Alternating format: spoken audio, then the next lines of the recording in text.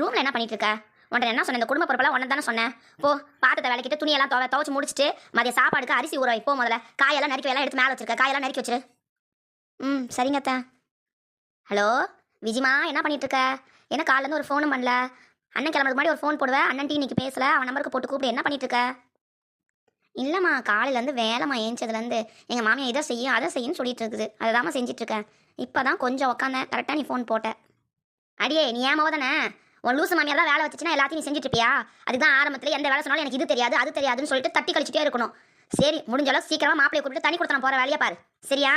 நான் வச்சுறேன். சரிம்மா, அப்புறமா நானே கூப்பிட்றேன். அத்தை.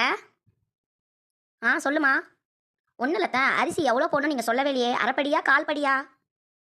3 பேர் சாப்பிட்ற மாதிரி போடு. உங்கள் மாமனார் இன்னைக்கு வர மாட்டார், நாளைக்கு தான் வருவார். சரிங்க அத்தை, நான் அரிசி ஊற போட்டு வெளியே போயிட்டு வந்துடுறேன். எங்கே போகிற? தனி கொடுத்தனம் போகிறதுக்கு.